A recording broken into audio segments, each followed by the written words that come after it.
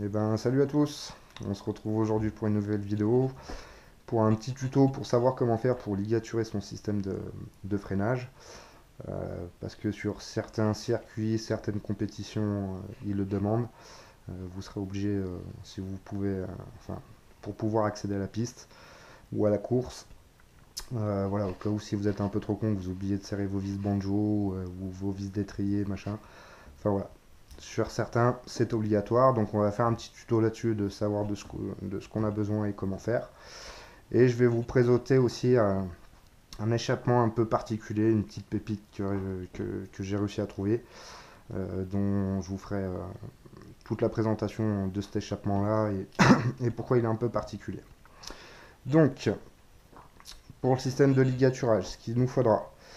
Alors, pareil, petite polémique, il y en a qui diront ligaturage, scellage, machin, plombage, enfin peu importe, c'est qu'on scelle le système de freinage et enfin voilà, au niveau des vis, au cas où s'il y en a une qui se dessert, pour pas qu'elle se barre complètement.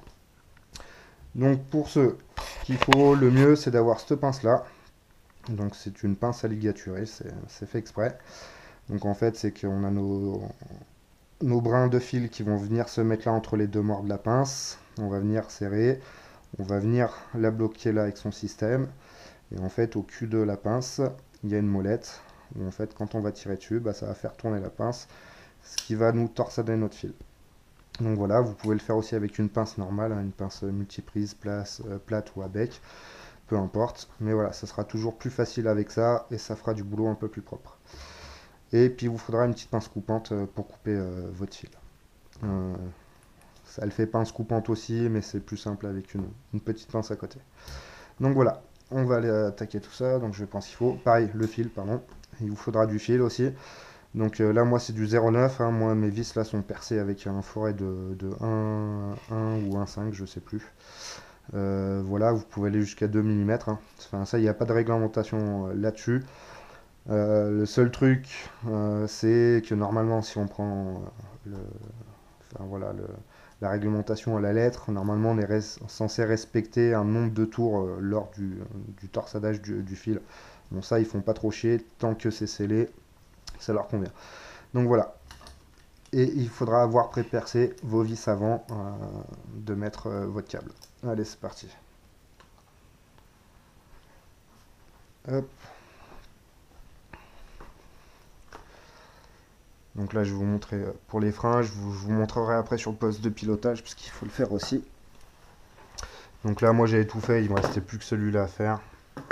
Donc j'en profite pour vous montrer tout ça. Donc j'espère que vous allez voir correctement. Donc voilà, j'avais déjà fait l'étrier. Et voilà, là il va falloir que je fasse les vis qui maintiennent ma patte de déport. Donc voilà, allez c'est parti. J'espère que vous allez voir correctement. J'essaie de vous avoir dans le retour du téléphone. Donc vous allez prendre votre fil, vous allez prendre une longueur. Hop, ça suffira. Vous coupez. Après vous prenez chaque extrémité. Hop, vous le pliez en deux pour avoir la même longueur à peu près au bout des extrémités. Donc après, il n'y a pas de sens voilà, par où commencer. Comme je vous dis, après, le seul truc, c'est si on prend vraiment au pied à la lettre la réglementation, il faut respecter le nombre de tours. Mais ça, comme je vous dis, ils s'en foutent. Donc moi, je vais commencer par celle du bas. Donc, je vais passer dans le trou. Hop, mon deuxième trou est en haut. Du coup, mon premier tour, je vais le faire là. Donc, on va venir y bloquer à la main. On fait un tour comme ça. Voilà. Donc, si vous avez une pince à ligaturer, assurez-vous que le premier tour que vous faites à la main, il va dans le même sens que la pince. Ça sera plus facile au moment où vous allez tourner la molette de la pince. Donc voilà, une fois que ça c'est fait, vous calculez à peu près la distance qu'il vous faut pour aller jusqu'à l'autre vis. Vous prenez un tout petit peu plus que forcément quand vous allez torsader, vous allez perdre un peu de... Le fil va se rétrécir un peu. Voilà, j'ai bloqué ça. Et on tourne. 1, 2, ça suffit. Voilà, une fois que ça c'est fait, vous reprenez un brin. Hop, on fait passer. Pareil, sur cette pince-là, sur les morts, il y a de quoi attraper, du coup vous pouvez la prendre pour tirer dessus. Hop, vous venez bien le faire plaquer en dessous. Voilà. Et on va fermer tout ça. Donc, je refais un tour pour le bloquer à la main. Pareil, toujours dans le sens de ma pince. Vous prenez un petit peu plus. On coupera l'excédent après.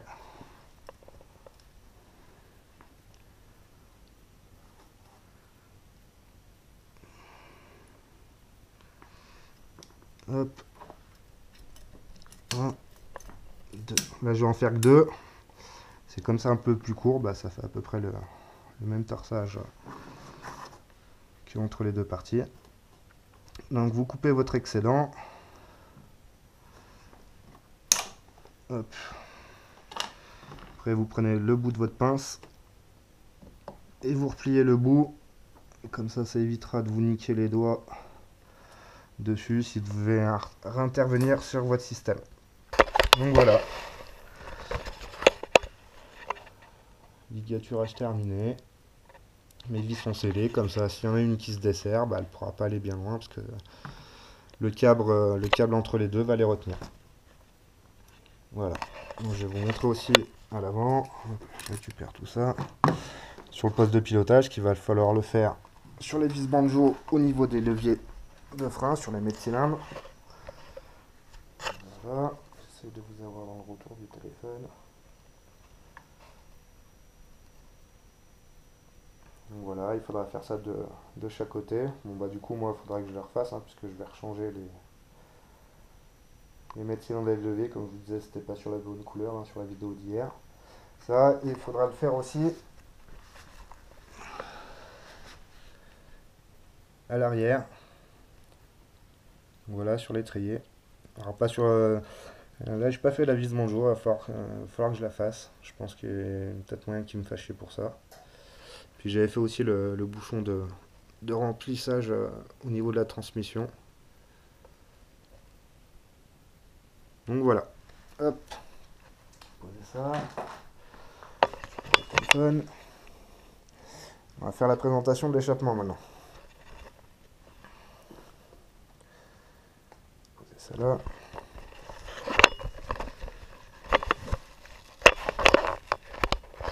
Alors. Hop. Donc.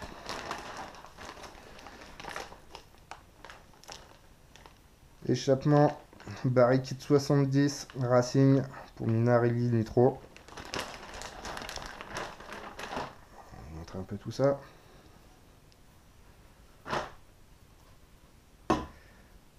Donc voilà la bête. Alors pourquoi cet échappement est un peu particulier? Alors en fait, pour ceux qui l'ont connu, Metrakit il y a quelques années en arrière, ont sorti, en fait ils ont sorti 3 gammes d'échappement ProRace. Le ProRace 1, le ProRace 2, le ProRace 3. Moi j'ai eu le ProRace 2 à l'époque, j'en ai eu 2 dans ma vie sur mon ancien Spitro. Voilà, c'était un échappement que j'aimais beaucoup par son design, parce qu'en fait ils avaient un peu pas révolutionné le truc, parce que c'était pas le premier échappement, il y en avait déjà eu à l'époque avec des systèmes de cartouches en bas, mais ça faisait quelques années, on en avait pas revu avec un système de cartouches en bas qui était vraiment joli, et surtout qui avait des performances avec beaucoup de kit 70. Moi je l'ai fait tourner sur Emacher Team 2, 77 Big Bore et surtout un 75 Top Pro, ce qui nous a bien surpris. Enfin voilà, c'est un échappement qui s'accordait avec beaucoup de kits 70, qui s'accorde toujours avec beaucoup de kits 70, par sa conception. Voilà, où on avait de la patate et de la longe. Donc voilà, en fait moi je recherchais de nouveau le ProRace 2. J'en ai eu 2-3 passés, voilà, mais qui ne m'avaient pas plu. Et je savais que Barry Kit J'en avais entendu parler, mais j'en avais jamais vu. Je savais que BarryKit à un moment avait fait la copie conforme du MK ProRice 2. Donc celui-ci, le BarryKit 70 Racing. Donc ils sont exactement pareils, donc c'est-à-dire épaisseur de tôle, longueur des cônes, enfin voilà, toutes les sections, c'est exactement les mêmes longueurs, enfin voilà, c'est exactement tout pareil, ainsi que le silencieux, diamètre de silencieux, anthrax, longueur, c'est exactement tout pareil jusqu'au point de fixation. La seule différence qu'il y a, c'est que ici, il n'y a pas le manchon parce que c'est un système d'emboîtement pour la cartouche avec un manchon bleu et le système de la patte avec le ressort qui venait retenir la cartouche avec le collier. Voilà, c'est les seules différences, les deux seules différences, sinon ils sont exactement en tout point pareils. Donc en fait, voilà, bah, du coup j'en avais entendu parler, et puis grâce à une connaissance à moi, euh, bah, Arnaud de Nono les Gaz avait vu une de mes publications, et lui en fait bah, il fonctionne beaucoup avec la maison BarryKit parce qu'il aime beaucoup leurs produits, surtout sur Mecawatt, dont lui il a une collection de pots BarryKit pour Mecawatt jolie. Et il m'a dit, écoute, voilà, moi, si tu veux, exceptionnellement, je peux demander à BarryKit qu'il te le refasse. Euh, alors, c'est pas qu'il enfin, voilà, qu'il me le refasse, je vous explique pourquoi. C'est parce que, donc, comme quand le Metrakit ProRice 2 était sorti, il a tellement été victime de son succès qu'à un moment, Metrakit s'est associé avec BarryKit pour que BarryKit reproduise voilà, cette copie du 70 ProRice. Donc ce qu'ils ont fait, sauf qu'entre-temps d'autres échappements arrivaient sur le marché, voilà, du coup ils n'ont pas sorti en beaucoup d'exemplaires.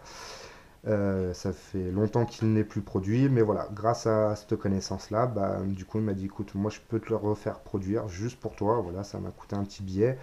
Euh, mais voilà, je voulais cet échappement-là par nostalgie, parce que je vous dis, j'aime beaucoup son design. Ainsi que sa sonorité, il avait une belle sonorité. Celui-là, je ne l'ai toujours pas fait tourner, il est stocké. Voilà, je vous fais juste la présentation parce que, comme je vous dis, c'est pas un produit commun. Et surtout que voilà, c'est un échappement qui va avec vraiment beaucoup de kit 70. Voilà, par sa conception, c'est vraiment du très beau matériel. Les soudures sont vraiment propres. Enfin voilà, c'est du très bel échappement. Voilà, bon, bah, il y a quelques petits picots de rouille. Déjà moi avec les mains moites, des fois ça y arrange pas. Et comme c'est des échappements racing, bah voilà, ils sont pas traités. Du coup j'essaye d'en prendre soin. Donc voilà, c'est plus par nostalgie d'époque que je l'ai acheté. Voilà, pour l'instant il va être stocké. Il ira sûrement sur un projet futur. Il ira pas sur celui-là, voilà, mais sûrement sur un projet futur. Donc voilà. Voilà les qualités de l'échappement. Après, ses défauts, je pensais que BarryKit, justement, quand il s'était associé avec eux, je pensais qu'ils allaient pallier un peu au problème, parce que moi, pour les deux Metrakit ProRice que j'ai eu, les deux, moi, ont fini par péter ici, là au niveau du coude, à chaque fois au même endroit. Donc pourquoi? Parce qu'en fait, le MK ProRice ou là, le BarryKit, c'est qu'ils sont fournis avec une seule patte de fixation, donc il va sur un seul point de carter. Donc ça encore, c'est pas trop grave. Le problème, c'est que c'est livré, voilà, avec une anthrax, mais rigide. En fait, il faudra un cil en bloc. Enfin voilà, si vous avez l'occasion, enfin celui-là, je pense pas que vous le trouverez. Enfin, d'occasion, mais neuf comme moi, je pense pas. Ou sinon quelqu'un qui l'avait en collection aussi. Enfin, si vous le trouvez, franchement, vous ferez une super affaire. Même le Metrakit ProRice 2 ou le 1. Même le 3, enfin, en plus le 3, je crois qu'ils l'ont fait en titane, le corps, il ne rouille pas, il me semble, si je dis pas de conneries. Euh, mais voilà, niveau performance, c'est un échappement qui va super bien. Voilà, donc si vous avez ce style d'échappement là, voilà, du Metrakit ou du BRK, voilà, ce que je vous conseille, moi, c'est de mettre un cil en bloc ici. Moi, si je le monte sur un projet futur, déjà d'un, je vais refaire une patte qui se fixe voilà, sur les deux points de fixation du carter. Je mettrai deux cils en bloc. Parce que voilà, en fixation rigide comme ça, bah, ça prenait trop de vibrations. Donc moi, le MK ProRice ne pétait pas là, pas au niveau de la patte, mais voilà, pétait là au niveau du coude, parce qu'il y avait trop de vibrations. Donc pour celui-là, si un jour je le fous sur un projet, bah, déjà là, je ferai une patte pour le fixer avec deux points, puis avec deux cylindres blocs. Et ici, je pense que je ferai faire souder une patte de renfort, une petite plaque en métal, enfin voilà, qui épousera la forme pour renforcer le coude, parce que c'est quand même assez rigide. Et voilà, je vous dis, c'est. Puis comme c'est des échappements racines, en plus comme on roulait sous la flotte, voilà, le chaud, le froid, machin, ça corrodait, on avait beau les nettoyer, mais au bout d'un moment, voilà, ça faisait son boulot et ça finissait par péter. Donc voilà un petit peu la présentation, bah ouais, quand même d'une pépite, hein, je suis assez content d'avoir ça en stock. Donc voilà, bah, pour l'instant il va rester stocké au chaud, l'entretenir, et puis en espérant que je puisse, enfin j'ai déjà une configuration en tête pour un futur projet là, donc voilà, celui-là ira. Donc voilà, pareil, un autre petit détail, si vous le trouvez, le BRK, celui-là, vous n'aurez pas ce silencieux-là. Quand il le faisait avec un silencieux, au lieu qu'il fasse comme le MK Pro Ice 2 avec une cartouche carbone Kevlar, elle était juste en carbone normal, noir, ou puis la sortie est un peu plus longue. Moi là, en fait, bon, là vous voyez un autocollant est beau, hein, mais c'est bien, c'est un silencieux BRK. Euh, Moi j'en avais un d'avance, du coup j'ai viré le carbone et j'ai foutu celui-là. Parce que pareil, il y a eu deux versions de cet échappement-là quand ils ont fait les reproductions. C'est que donc le 70, celui-là avec une cartouche qui était en carbone noir. Et ils ont fait une autre version qui s'appelle le 90 Gold et qui était par contre avec une cartouche comme ça. Donc moi j'ai mis entre guillemets la cartouche du Gold sur le 70. Par contre ça change rien. Enfin, quand vous prenez le diamètre intérieur, celui du 70 et celui du 90 c'est les mêmes. C'était juste le volume de l'échappement qui changeait. Le corps était un peu plus gros sur le Gold 90.